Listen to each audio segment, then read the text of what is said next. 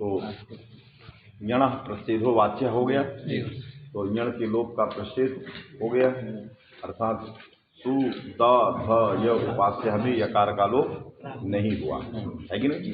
इसके बाद जब नहीं हुआ तो मिल गए वर्ण, दाधा मिल गए तो क्या बन गया, और या से भी मिल गए तो शुद्ध बन गया। क्या बन गया, शुद्ध। अब आगे उपास्य है तो शुद्ध उपास्य ये बन गए। ये प्रक्रिया पूरी हो गई और ये प्रयोग साधु हो गया। और क्या हो गया, साधु हो गया, प्रयोक्तव्य हो गया। एक दकार, धकार और एक यकार, जो दो धातु उसको दकार हो गई, तो एक दकार, एक धकार, एक यकार। इस प्रकार का जो रूप है वो साधु हो। अब आगे लिखते हैं क्या, यणो मयो द्वे वाच्य। ये भी एक वार्तिक है, यणो मयो द्वे वाच्य। इस वार्तिक के दो व्याख्यान, यणिति पंचमी, मयति षष्ठी। मयति पंचमी, यणिति षष्ठी, दो पक्ष हैं इसके। जब यण को पंचमी मानोगे तो अर्थ होगा यण परस्य मयः दुत्वम स्यात्, और जब मय को पंचमी मानोगे तो मयः परस्य यण दुत्वम स्यात्, वा माने विकल्प से।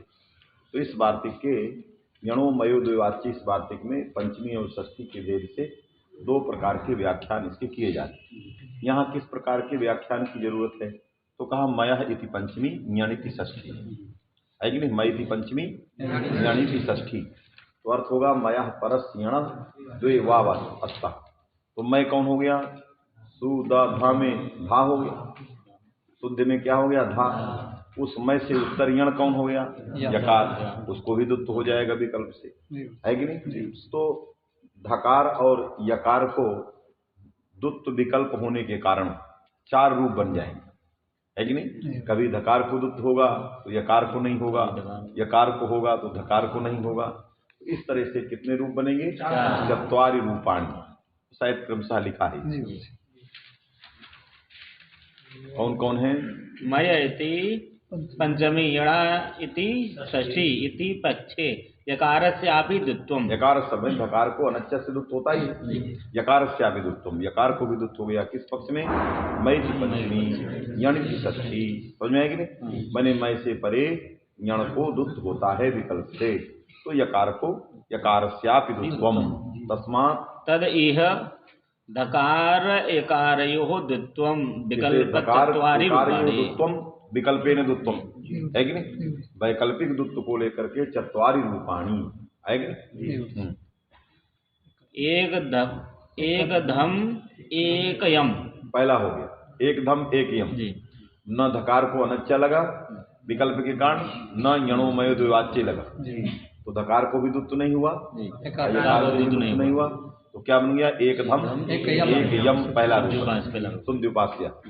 एक धकार एक यकार, फिर द्विधम द्वयम, दोनों को दुत्व हो गए, यणोमय द्विवाच्य भी लग गया और अनच्चा भी लग गया, तो द्विधम द्वयम, दो धकार इधर हो गए, दो यकार हो गए, दूसरा रूप हो गया। तो एक धम एक यम, द्विधम द्वयम, दो यकार दो धकार, दूसरा रूप।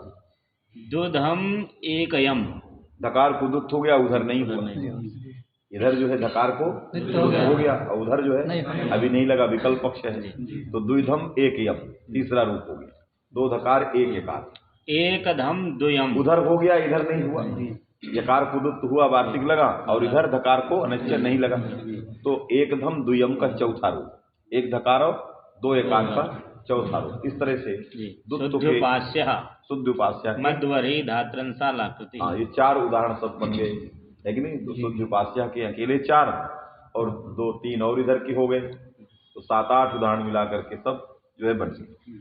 तो शुद्ध उपास्य ये बन गया प्रयोग, चार प्रकार के बन गए, यण को दुत्व करने और धकार के दुत्व के विकल्प, बना कि नहीं। शुद्ध उपास्य के बाद फिर क्या दिया, मध्वरी, है कि नहीं। तो शुद्ध उपास्य में लिखा, शुद्ध उपास्य जो प्रथम ई का उदाहरण है वो ओ के उदाहरण के प्रति साकांक्ष है कि नहीं। इकारोत्तर उकार का जो उदाहरण दिया, कहा उसके प्रति वो साकांक्ष है। कैसे, शुद्ध उपास्य हमने विद्वद्भी उपास्य कहा, तो कहा मध्वरी, है कि नहीं। मध्वरी मने मधोह अरि मधु नाम का कश्चित दैत्य विशेष है कि नहीं, दुर्गा पाठे आगच्छति, मधुकैटभ संहारे, है कि नहीं, हिंदी भाषायाम अपि आगच्छति। तस्मात् दुर्गा पाठेन ज्ञायते मधु नाम का कश्चित दैत्यः, तस्य हरिः शत्रुः मध्वरिः भगवान विष्णु। तो शुद्धिपास्यः कः? मध्वरिः। विद्वदुपास्यः कः वर्तते? मध्वरि मने उकारस्य उदाहरणं वर्तते। विद्वदुपास्यः कः वर्तते? उकारस्य ञ इक इत्यस्य यः उकारः तस्य यद् उदाहरणं स एव विद्वद्भिः उपास्यः। सः विष्णुः कथं भूतः? तदा ऋकारस्य उदाहरणं विज्ञेयं। सः विष्णुः कथं भूतः? तदा किं करणीयं? ऋकारस्य उदाहरणं ज्ञेयं।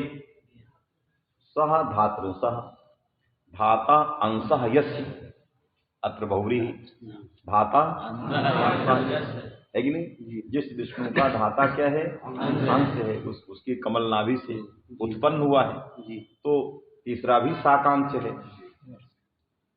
तस्य विष्णोः आकृतिः कीदृशी वर्तते? कीदृशी आकृति? तो ऋकारस्य आकृति रिव आकृतिः यस्य एवं भूतः विष्णुः वर्तते, है कि नहीं। इसलिए चारों उदाहरण जो हैं एक दूसरे के प्रति सापेक्ष। शुद्धिपास्यः कथम भूतः? मध्वरिः। कः? मध्वरिः। कथम भूतः? धातृंसः, है कि नहीं। कीदृशः?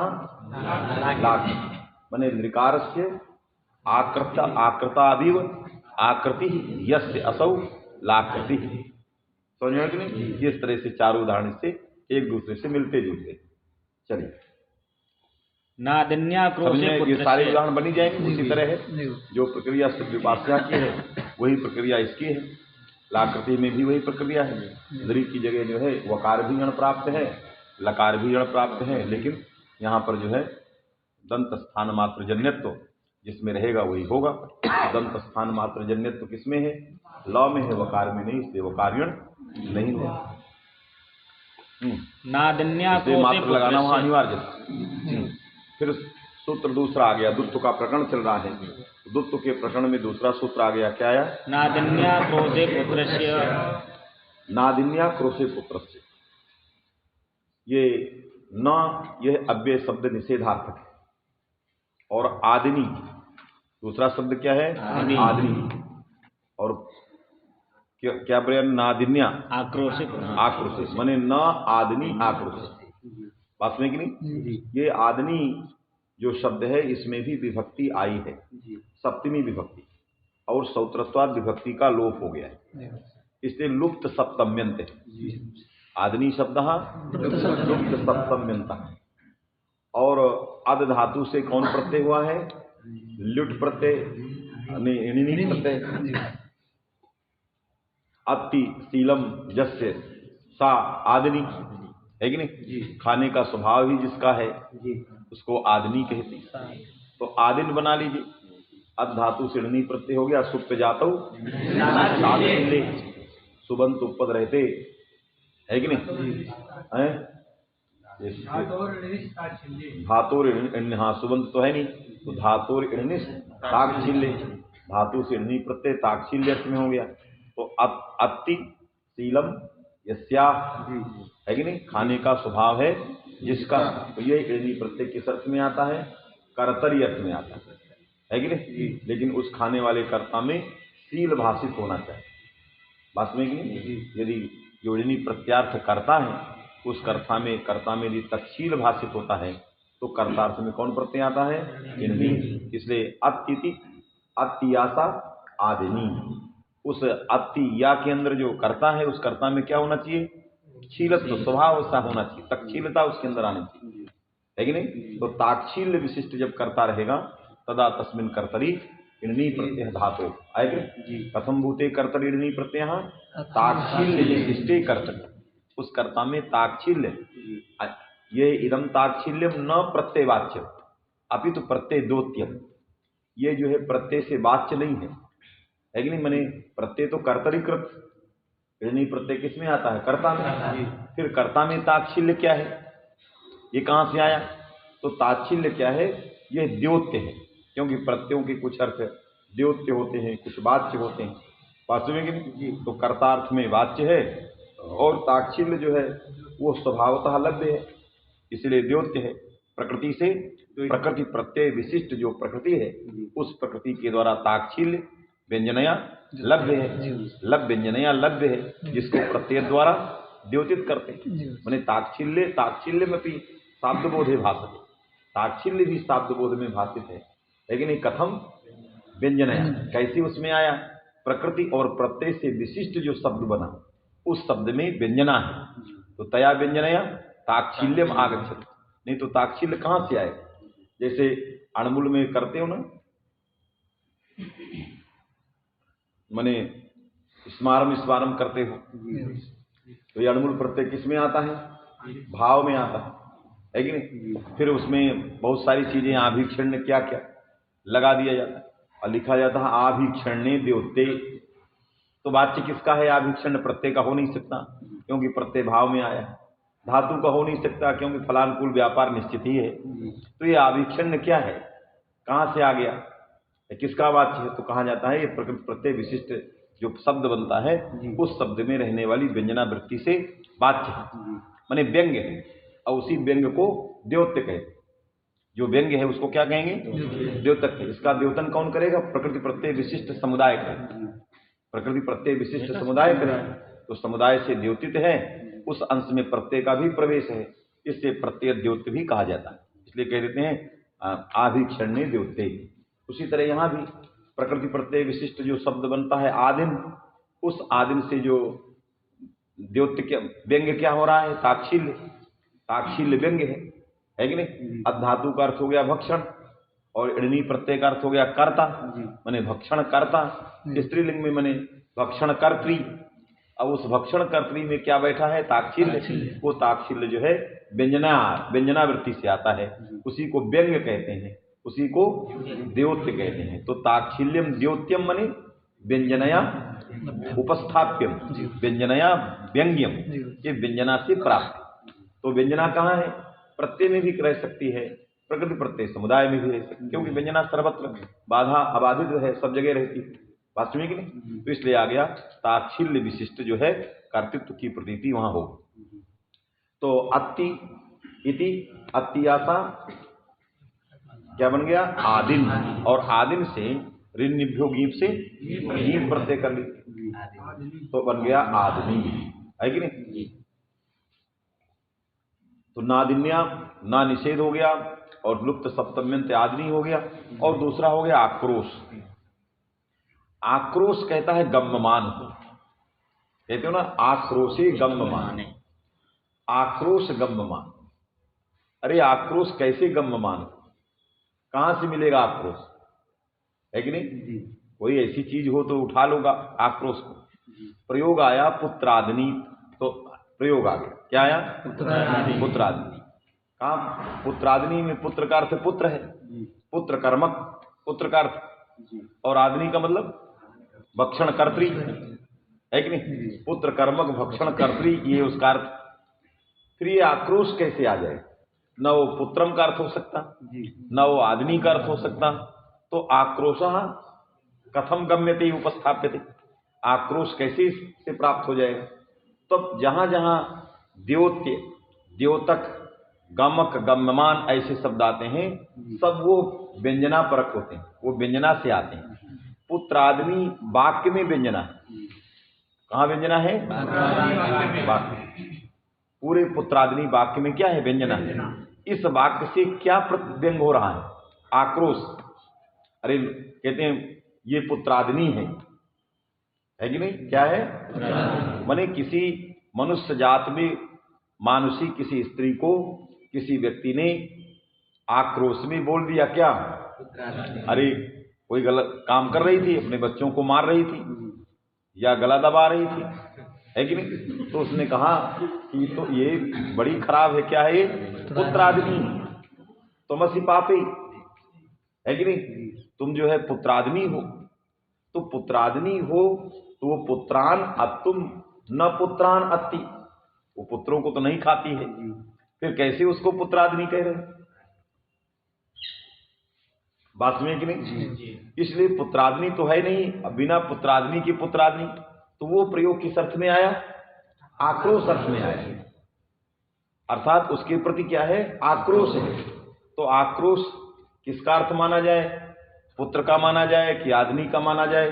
तो न पुत्र का नादनी का पुत्रादनी तुमसी पापे में जो पुत्रादनी पूरा वाक्य है, वाक्य को सुनने के बाद ये लगता है कि बड़े गुस्से में आक्रोश में बात आ रही है।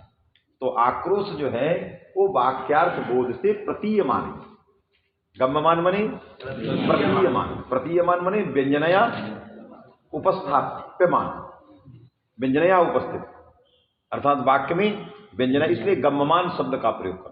आक्रोशे गम्मी न आक्रोशे वाच्य, आक्रोश वाच्य रहने पर ऐसा प्रयोग नहीं करता। इससे आक्रोश को किसी तरह से प्रतीयमान होना चाहिए, आक्रोश वहां ध्वनित होना चाहिए। नहीं कहते इदम ध्वनितम, ध्वनितम मने न साक्षात उपस्थापितम, साक्षात उपस्थापित नहीं है। कोई बोल देता है तो कहते तुम्हारी बात से हम समझ गए जैसा तुम बोल रहे है कि नहीं, मने उससे कुछ ध्वनन दूसरा हो रहा है।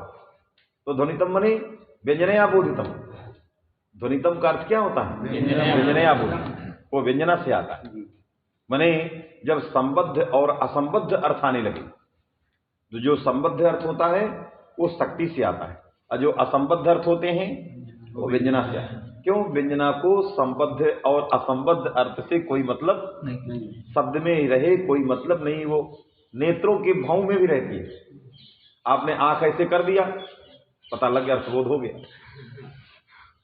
है कि नहीं? आपने किसी विद्यार्थी से कहा, न वो बोला न तुम बोले, उठ के दोनों चल दिए, है कि नहीं? तो ये यहां भी व्यंजना है, आपके संकेत में व्यंजना है। तो व्यंजना संकेत में, है कि नहीं?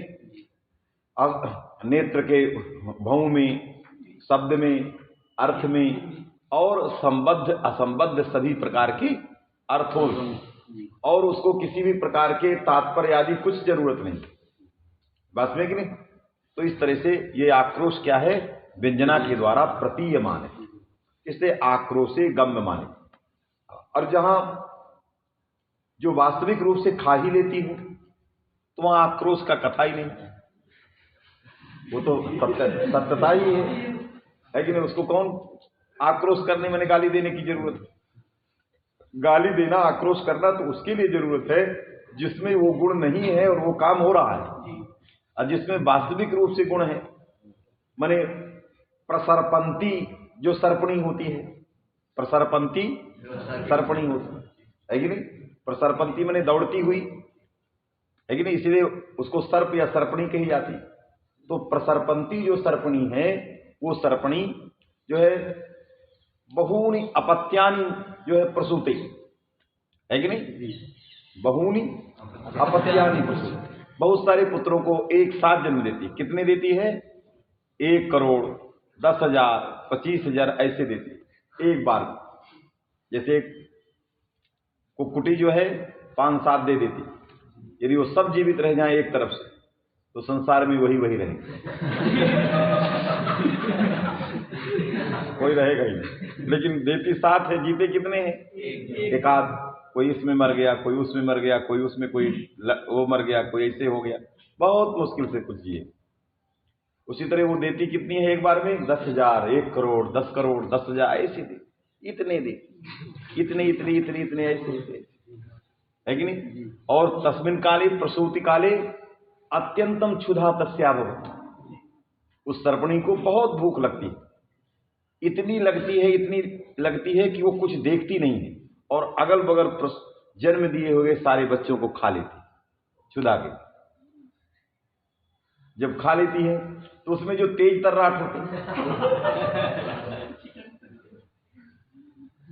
चिटक जाते हैं इधर, जो उसके दिखावा में आंखों में नहीं आते, तो वही 2-4 जो चिटक गए इधर उधर, वही बच गए तो वो पृथ्वी लोक में जो है वो पड़े हुए, है कि नहीं? यदि सारी के सारी रह जाएं, सारी और वो पाल पोस के बड़ा कर देंगे सारे, तो गली गली में पैर रखना मुश्किल हो जाए, है कि नहीं। लेकिन अनुभव करो, इस सृष्टि को बनाने वाले व्यक्ति ने कितना बड़ा ज्ञान रखा है, उसको इतनी क्षुधा दे दिया, इतनी दे दिया कि प्रलय की क्षुधा दे दी, तो वो जन्म दे दी स्वयं खाली, बात में कि नहीं। तो उसको क्षुधा देने से पृथ्वी का संतुलन बना रहा, पृथ्वी का संतुलन बना रहा। इसी तरह से जितने सृष्टि में जिस प्रकार की जितनी योनियां हैं जो अधिक जन्म ले रहे हैं, वो सारा संतुलन बनाने के लिए उस प्रकार की सारी चीजें दे रखा है कि नहीं। इसलिए पृथ्वी का संतुलन बना हुआ है, नहीं तो संतुलन यदि बिगड़ जाए, कलयुग में थोड़ा संतुलन बिगड़ता है, कलयुग में संतुलन बिगड़ता है, इसीलिए फिर आगे जाकर के विकृतियां पैदा हो जाती। संतुलन ये बिगड़ता है कि गुणवानों की संख्या कम और मूढ़ों की संख्या, अगुणवान नहीं अनड्वानों की संख्या है कि नहीं। अगुणवान क्या कहेंगे उसको, अनड्वान की, तो अनड्वानों की संख्या अधिक, तो जब वो संख्या अधिक हो जाएगी तो विकृतियां पैदा हो जाएंगी, बहुत सारी विकृतियां हो जाएंगी। ये इस युग में इस प्रकार की बात है, अन्य युगों में ऐसा नहीं था। अन्य युगों में गुणवानों की संख्या ज्यादा और गुणवानों में सामर्थ्य ज्यादा, यदि संख्या भी कम तो सामर्थ्य अधिक। एक गुणवान 10 करोड़ अनड्वानों को बस में रखता था, है कि नहीं। ये इसलिए संतुलन बना रहता, बात समझ आई कि नहीं। तो इसलिए आक्रोश वही हो सकता है जो वस्तुतः पुत्रों को नहीं खाती हो और उसको पुत्रादि कहा जा रहा हो, तो ये उसके लिए अपशब्द होगा, उस स्त्री के लिए क्या होगा, अपशब्द होगा। इसलिए अपशब्द के तात्पर्य में जहां प्रयोग करते हैं वहां पर जो प्राप्त दुत्व है उस दुत्व को ये क्या करेगा, निषेध करेगा। पुत्र धन आदि में जो है प्राप्त जो दुत्व है, किसको प्राप्त है, अच्छे परियर कौन है, ता, पुत्र तर, है कि नहीं। तो तारा में जो प्राप्त दुत्व है उस दुत्व को निषेध कर देगा। क्या पड़े रहते, यदि आदमी शब्द उत्तर में पड़े, यदि उसके उत्तर में आदमी शब्द पर में है तो पुत्र शब्द को दुत्व, माने पुत्र शब्दावयो यर को दुत्व नहीं होता। पुत्र शब्द का अवयव जो कोई यर है उस यर को अनचिचा से दुत्व नहीं होता। किस परिस्थिति में, जहां पर आक्रोश रहेगा, है कि नहीं, और जहां वास्तविक कथन रहेगा, तत्व कथन रहेगा, पुत्रादि सर्पणी, तो वास्तविकता है, इसमें क्या आक्रोश की बात है, खाती ही है, तो वहां पर ये निषेध नहीं करेगा। वहां पर 2 तकार का रूप साधु हो, है कि नहीं। तो एक तकार वाला पुत्रादि यह वाक्य जो है आक्रोश अर्थ में साधु है, और 2 तकार वाला जो शब्द है वो वस्तुतः सर्पणी अर्थ में साधु है।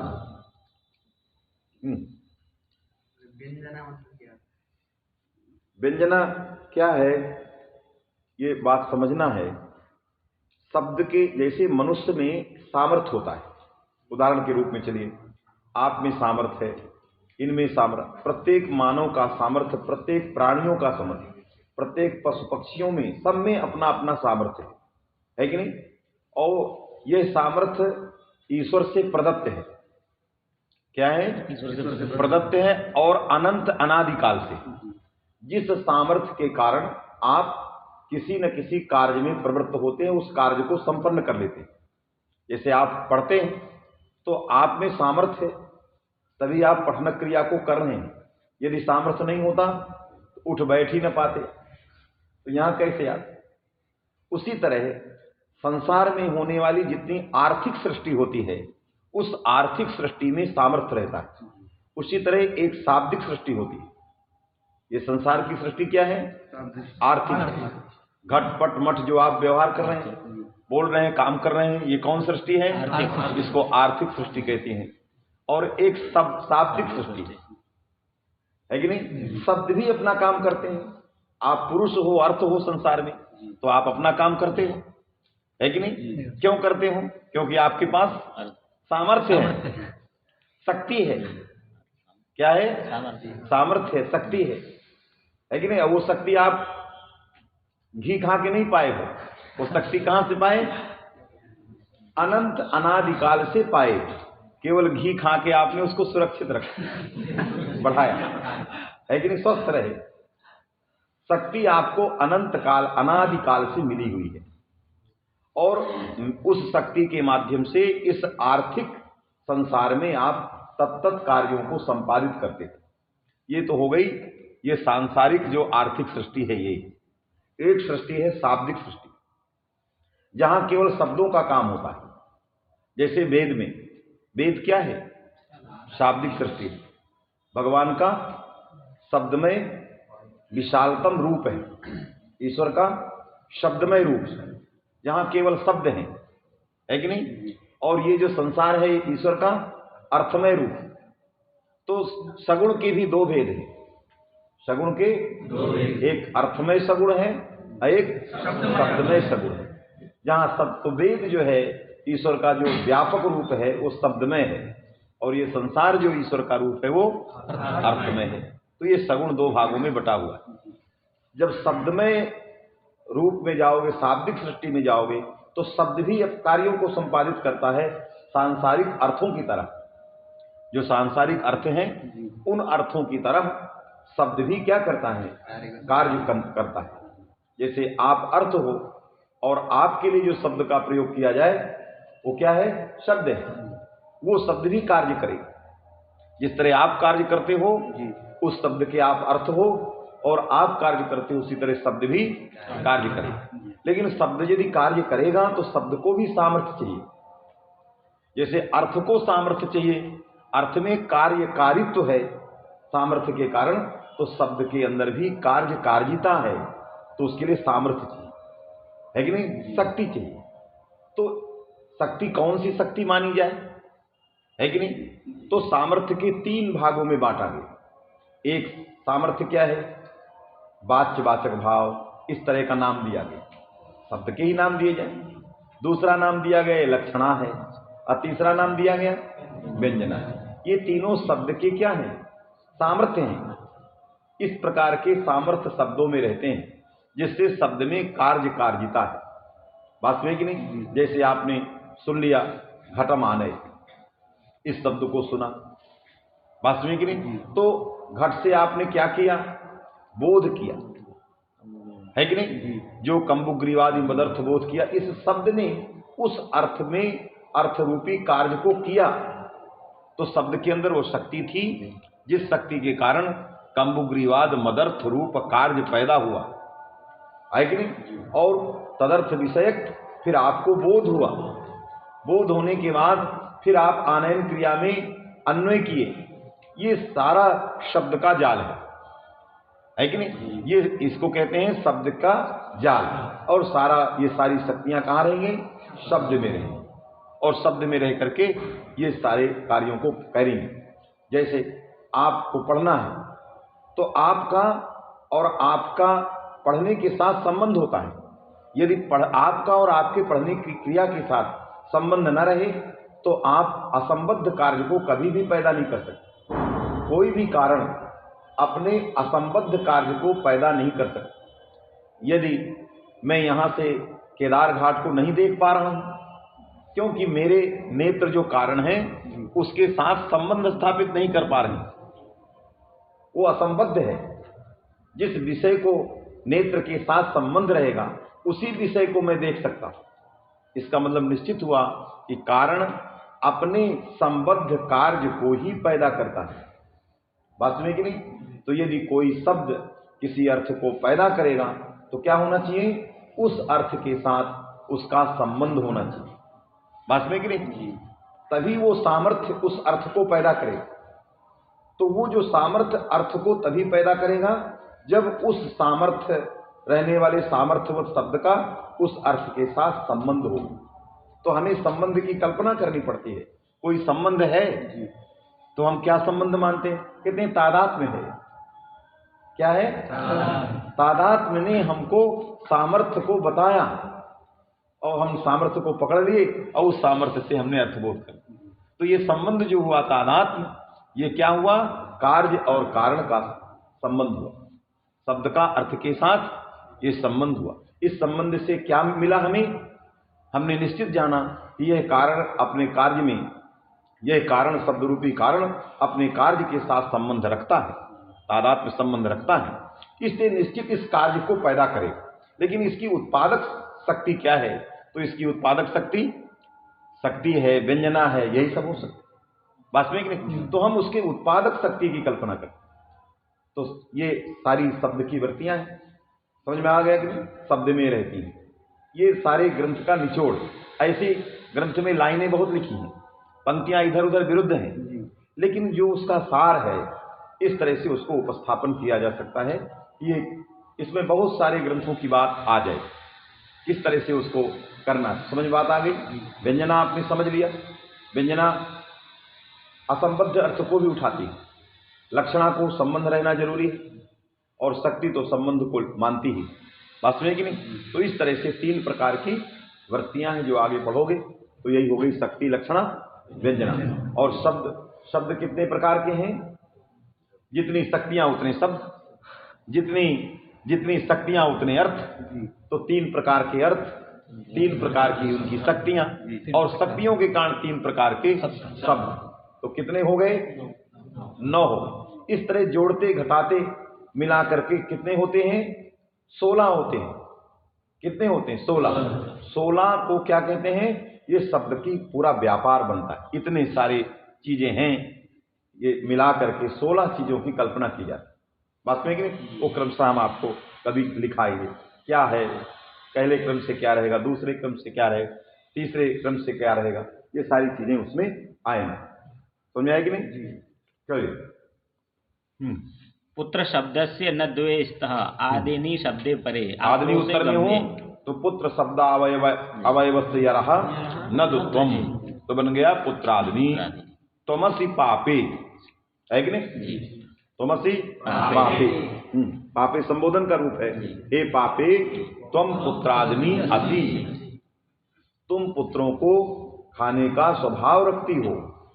खाती नहीं है, खाने का स्वभाव रखती माने आक्रोश है उसके प्रति, न वो खाती है न उसका स्वभाव है, लेकिन उसको हमें अपशब्द का प्रयोग करना है कि नहीं?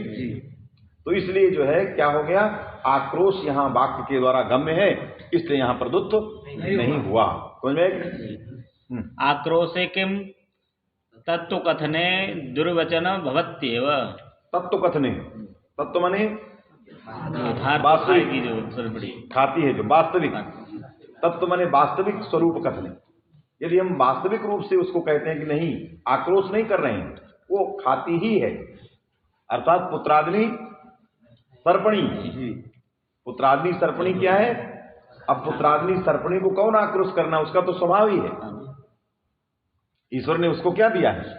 स्वभाव ही दे दिया है, और उसकी कोई गलती इसमें नहीं, उसको कोई अपराध नहीं। क्यों? कुत्ता यदि किसी का शिकार करता है उसका कोई अपराध नहीं, इसलिए अपराध नहीं कि उसका स्वभाव ही ऐसा दिया गया है।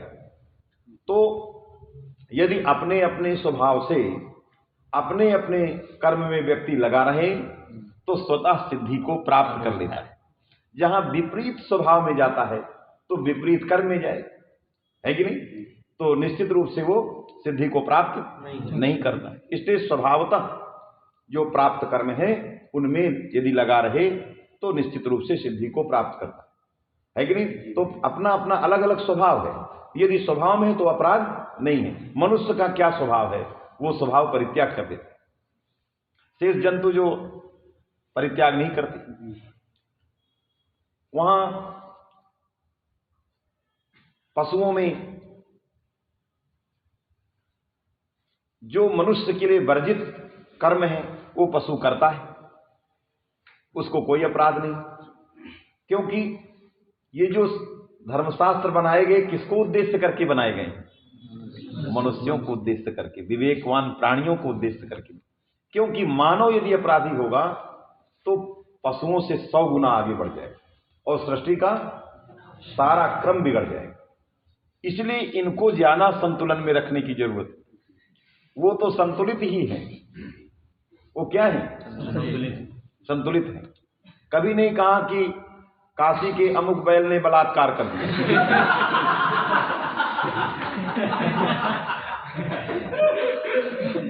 कभी किसी ने नहीं कहा। अरे वो भी तो पशु है, बलात्कार कर रहा है यदि, लेकिन किसी का न नजर जाता है, न कोई उसको कहता है कि अयम पशु बलात्कारी निष्कास्य है कि नहीं।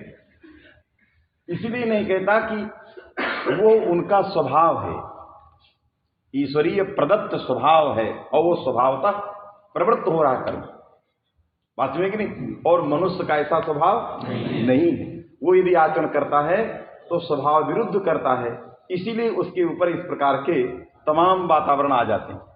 अरे ये देखने योग्य नहीं, ये बहुत अपराधी है, बात समझे कि नहीं। इससे स्वभाव का परित्याग नहीं करना चाहिए, अपने स्वभाव के अनुरूप कर्म करना चाहिए, है कि नहीं। स्वभाव में तत्तद वर्ण में उत्पन्न और उस वर्ण में तत्तद निर्धारित कर्म, ये स्वभाव का मतलब ये नहीं कि आपका गुड़ खाने का स्वभाव तो खाते रहे, है कि नहीं। स्वभाव का मतलब है अपने अपने वर्ण धर्म में उत्पन्न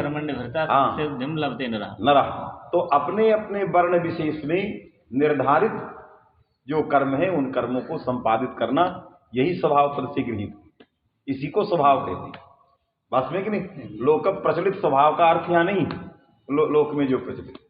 तो पुत्रादि सर्पणी क्या है, वास्तविक कथन है, वो खाती ही है, क्यों, उसका स्वभाव है, उसका ये कर्म है, बात में कि नहीं। उसका क्या है, ये कर्म है, ईश्वर प्रदत्त प्रकृति प्रदत्त कर्म है, उसको करना ही है, नहीं करेगी तो नियम सर्पणी, ये सर्पणी ही नहीं है, उसको वो जाति भ्रष्ट हो जाएगी, है कि नहीं।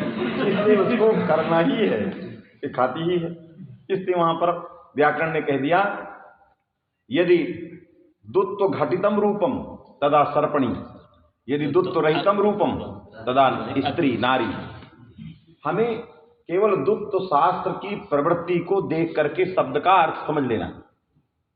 व्याकरण यही कह रहा है कि आप यदि शास्त्र की प्रवृत्ति को देखिए, यदि तकारद्वय घटितम रूपम सर्पणी, यदि तकारद्वय रहितम रूपम स्त्री।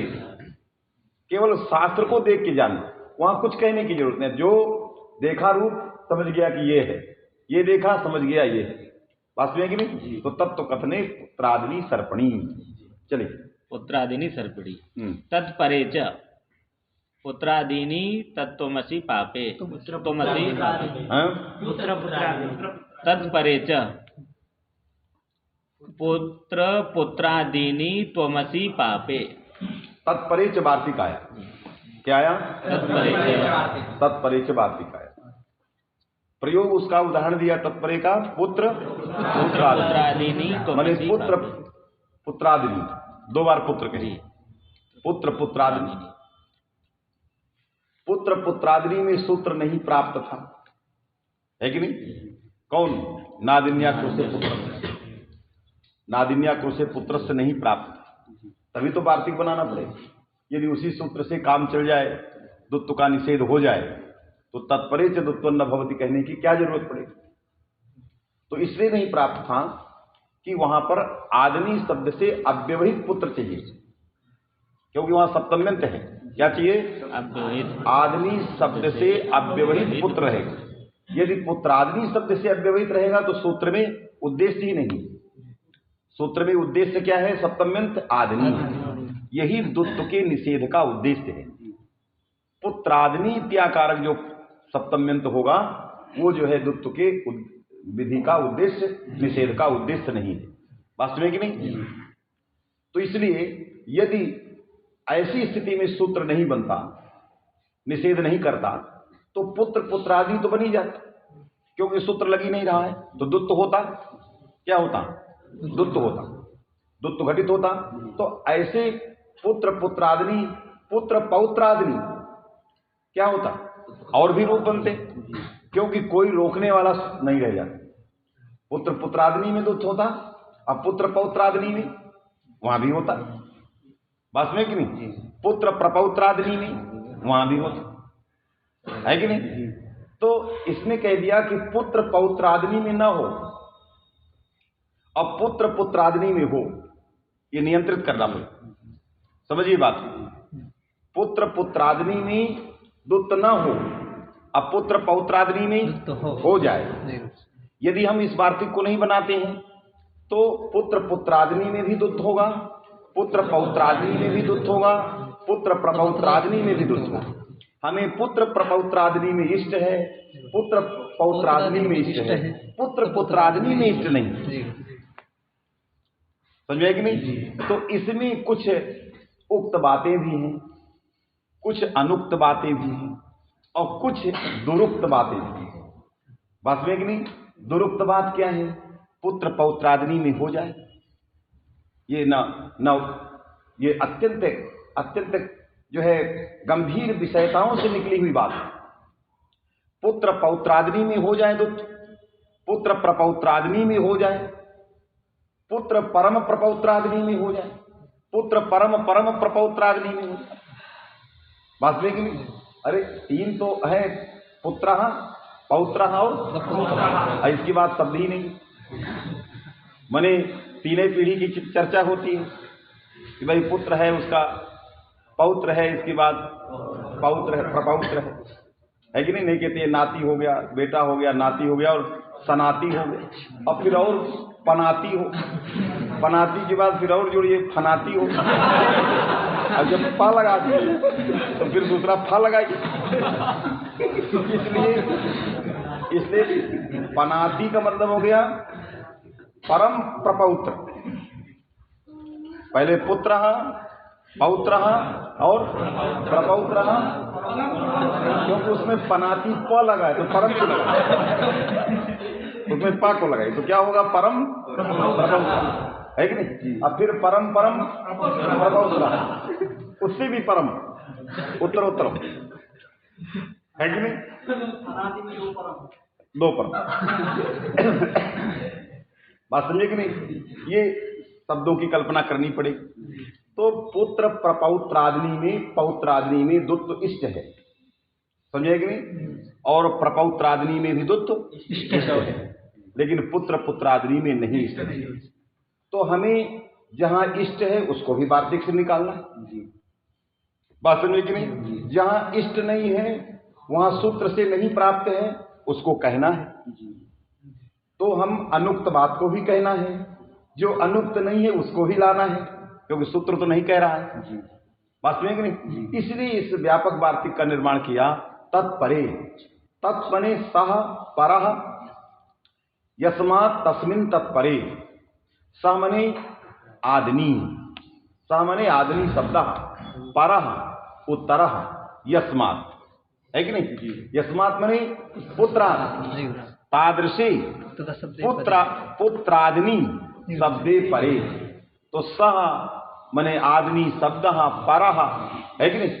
अवयवः जस्य या उत्तरः यस्मात् एवं भूतः शब्दः पुत्रादि। क्यों बहुव्रीहि करिए उसमें, किसमें? तद्गुण शब्द ज्ञानो बहुव्रीहि, तो दोनों लिए जाए, अन्न पदार्थ भी लिया गया, पुत्र भी लिया गया, वो भी लिया।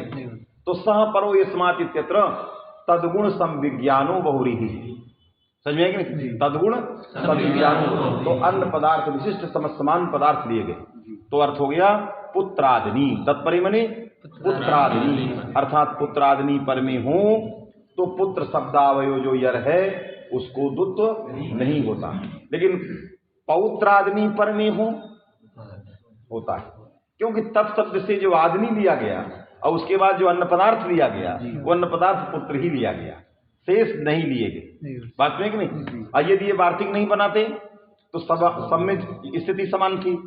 पुत्रादि में भी दुत्थ होता, पौत्रादि में भी दुत्थ होता, सर्वत्र प्रपौत्रादि में भी दुत्थ होता।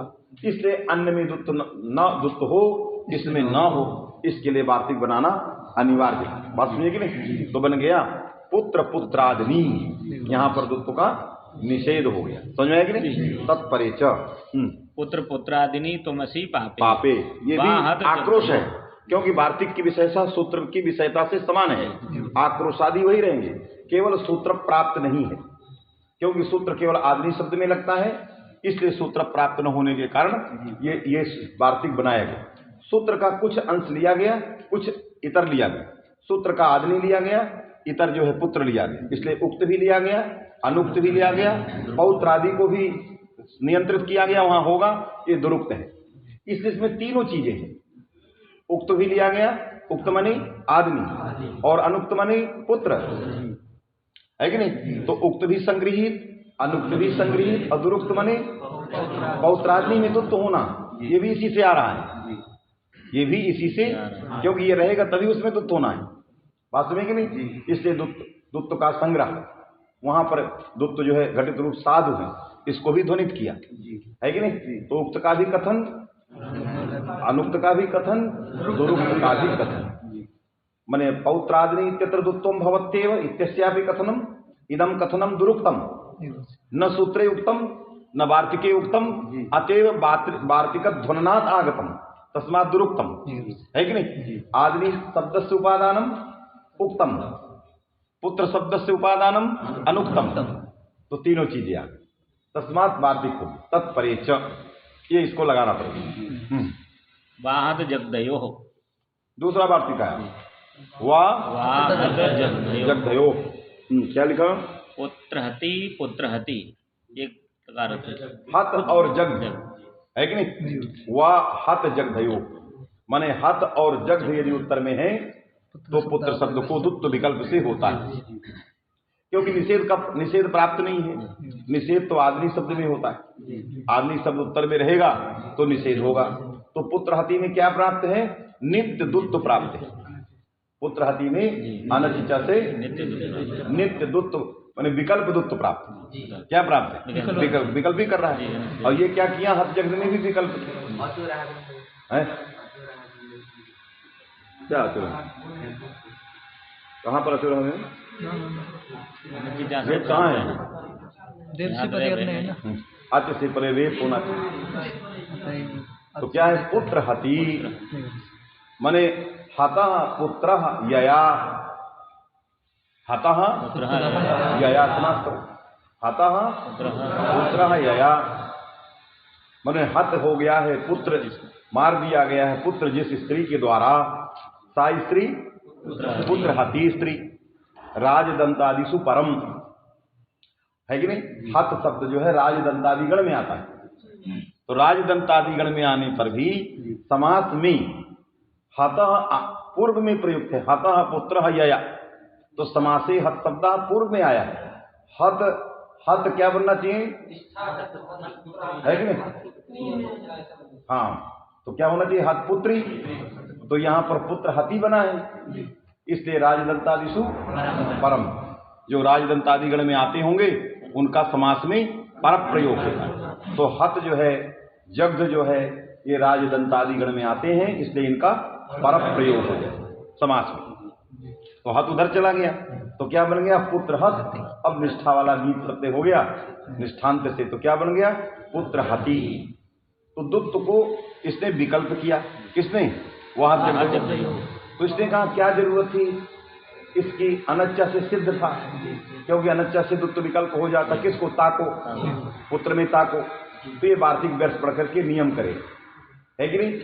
क्या नियम किया कि अक्तांतस्य उत्तर पदे परतः पुत्र शब्दस्य दुत्वम चेत हत जगधयोरेव, यदि किसी निष्ठांत के रहने पर पुत्र शब्द को दुत्त हो तो हत जगद ही निष्ठांत होना चाहिए, तो पुत्र कृति में नहीं होगा। किसमें नहीं होगा? पुत्र कृति। कृतः पुत्रः यया, कृतः पुत्रः यया इति पुत्र कृति, तो पुत्र कृति में भी अनच्चा प्राप्त है, यहां भी होना चाहिए, लेकिन हत जगदयो ने अनच्चा को नियंत्रित किया। यदि तुम निष्ठा प्रत्यांत शब्द के रहने पर यदि पुत्र शब्द को दुत्त करोगे तो हत जगद ही में करोगे, नान्यत्र। इससे कृति इत्यादि जो अक्ता प्रत्यांत रहेंगे वहां पर दुत्त नहीं होगा। ये वार्तिक का अपूर्व फल ये माना जाए, समझ कि नहीं? तो बन गया पुत्र हति पुत्र जगधी, पुत्र जगधी। समझ में आया?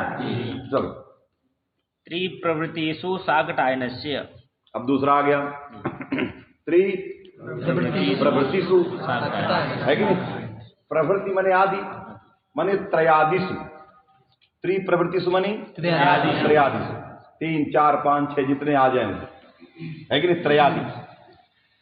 त्रि प्रवृत्तिषु साकटायनस्य, त्रयादिषु संयुक्तेषु वर्णेषु संयुक्तेषु वादित्वम, माने त्रयादिषु संयुक्तेषु वर्णेषु, जी गुरुजी। है कि नहीं, दुत्वम वा, जहाँ 3 वर्ण संयुक्त रहेंगे, जहाँ 3 वर्ण संयुक्त रहेंगे वहां पर भी दुत्व जो है विकल्प से होगा, समझे कि नहीं। जैसे इंद्र हम बना दिया, इंद्रा में 3 वर्ण संयुक्त हैं, ई के बाद न, दा और रा, ये 3 वर्ण संयुक्त हैं। तो त्रयादिषु वर्णेषु संयुक्तेषु वादित्वम, तो अच्छे परियर कौन है, ना, तो ना को एक बार दुत्व होगा, एक बार दुत्व नहीं होगा। यहाँ भी अनच्चा से सिद्ध है, इसलिए आगे कभी लिख दिया सूत्रत्रयम नारबड़ियम। इन तीनों सूत्रों को अनच्चा से अचोरहाभ्याम द्वे, जो आगे उदाहरण आएंगे, ये सब अनच्चा अचोरहाभ्याम द्वे से सिद्ध थे। ये वस्तुतः तीनों सूत्र जो है बनाने की आवश्यकता नहीं थी, केवल प्रपंचार्थ है, बात में कि नहीं, स्पष्ट प्रतिपत्त्यर्थ। क्या लिख रहे हैं, तो इंद्रहा इंद्रा विकल्प हो गया, राष्ट्रम राष्ट्रम, इसी तरह से राष्ट्रम, राष्ट्रम में भी 3 वर्ण है, सा का र, है कि नहीं, सा को दुत्व हो गया विकल्प से, तो राष्ट्रम राष्ट्रम दोनों बन गए, माने 2 सकार का घटित शब्द भी साध हुए, 1 सकार घटित भी साध हुए। इंद्रम में 2 नकार लिखे रहे तब भी साध हुए, और 1 नकार लिखा रहे तब भी साध हुए। 2 नकार के ऐसे रूप जो है वेद आदि में बहुत आते हैं मंत्रों में, 2 सकार के बहुत आते हैं मंत्रों में, है कि नहीं, तो इसलिए जो है ऐसे रूप भी सूत्र के द्वारा साधु संपन्न है। सर्वत्र साकल्यस्य, फिर दूसरा इसी तरह इसी का प्रपंचार्थ वो भी है, ये टाइम का मत था, उसमें साकल्य मत दे दिया, अयम सर्वत्र साकल्यस्य, अनच्चा पाणनी का मत है, अनच्चा से दुत्व का विकल्प क्या है, पाणनी का मत है। और ये साकल्य भी का मत बता दिया कि साकल्य जो मैं चाहता हूँ वही साकल्य चाहते हैं, वही जो है टाइम चाहते हैं, है कि नहीं, और वही अन्य आचार्य भी चाहते हैं। आचार्य नाम आगे आएगा, दीर्घादाचार्य नाम, है कि नहीं, तो अन्य आचार्यों के अपने मत में केवल स्मरण कर दिया, इसीलिए सूत्र से गतार्थ कि जो दुत्व का विकल्प हम चाहते हैं अनच्चा से, वही दुत्व का विकल्प ये लोग भी चाहते हैं। तो बन गया राष्ट्रम राष्ट्रम, आगे सर्वत्र साकल्यस्य, सर्वत्र दुत्वम वास्या, अच्छा निषेध करता है, सर्वत्र दुत्वम न, है कि नहीं, तो चूंकि विकल्प से निषेध करेगा, ये क्या करता है, विकल्प निषेध विकल्प विधि विकल्प में परिवर्तित हो जाता है। आप किसी चीज को निषेध करो विकल्प से, एक बार करो एक बार न करो, तो क्या मतलब हुआ, विधि विकल्प हो गया, उसी को विधि विकल्प कहते हैं। तो निषेध विकल्प का फलित अर्थ क्या है, विधि विकल्प। सर्वत्र साकल्य ने कहा सर्वत्र दुत्वम हुआ ना, सब जगह दुत्व का निषेध विकल्प से होता, मतलब दुत्व विकल्प से होता है। वो दुत्व विकल्प अनच्चा से सिद्ध ही था, इसीलिए सूत्र की भी आवश्यकता नहीं। बात समझे कि नहीं, ये भी सूत्र जो है अनच्चा सूत्र से गतार्थ हो गया, क्योंकि दुत्व निषेध जो होता है, विकल्प निषेध जो होता है, निषेध विकल्प जो होता है वो विधि विकल्प माना जाता है कि नहीं। अर्कः ब्रह्मा, अर्का में जैसे, है कि नहीं, अब यहाँ अचोराभ्याम लगाइए, अच से परे रेप कौन हो गया, अच अर्क में आ हो गया, उससे परे रेप हो गया, है कि नहीं, और उससे परे यर का हो गया, उसको दुत्व प्राप्त है।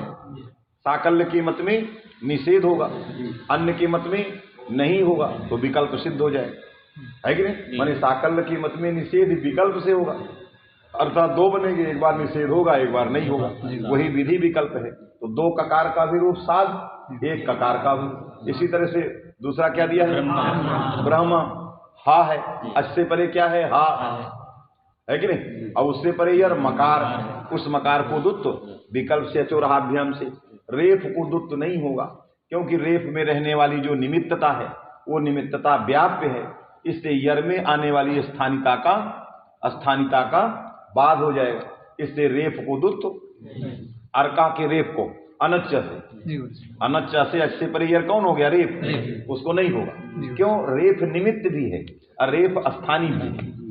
रेफ क्या है, तो निमित्तता का अवच्छेदक धर्म रत्व, रत्वेन वो निमित्त है, और स्थानीयता का अवच्छेदक धर्म यर्तेन है, क्योंकि स्थानीय यर है, अच से परे यर, तो यर स्थानीय, और निमित्त क्या है, रहाभ्याम, रेप वहां रेप का उच्चारण है कि नहीं। तो निमित्तता का उच्छेदक धर्म रत्व, स्थानिता का उच्छेदक धर्म रत्व की अपेक्षा यह तो क्या है, व्यापक है। तो व्यापक धर्मावच्छिन्न जो स्थानिता होगी, उस स्थानिता का व्यापक धर्मावच्छिन्न जो निमित्तता है रेप, उसके द्वारा बाध हो जाए। इसलिए रेफस्य न दुत्वम, इसलिए रेप को दुत्व नहीं होता। इसलिए कहा कि नेमौ रहौ कार्जिनौ, है कि नहीं। ये रेप और हकार्य कार्जी मनि दुत्व के कार्जी नहीं है। किम तरही निमित्तम कस्य दुत्वस्य, है कि नहीं। ये दुत्व के निमित्त ही रहेंगे। इसलिए अर्का में रेप को दुत्व नहीं होता है। समझ में आया कि नहीं। तो निमित्तता के द्वारा कार्जिता का बाध। साक्षात श्रुतेन निमित्त भागेन कार्जिताया बाधादि कैयतः, कैयत ने पंक्ति में कहा साक्षात श्रुतेन निमित्तेन, साक्षात श्रुत है राभ्याम, है कि नहीं। साक्षात श्रुत है। और यर में जो कार्जिता है रेप की, वो साक्षात श्रुत नहीं है, वो यर पद बोध्य है, अनुमित नहीं, यर के अंदर है। ये यर के अंदर की नहीं पड़ी गई, रहाभ्याम में साक्षात पड़ी गई रा।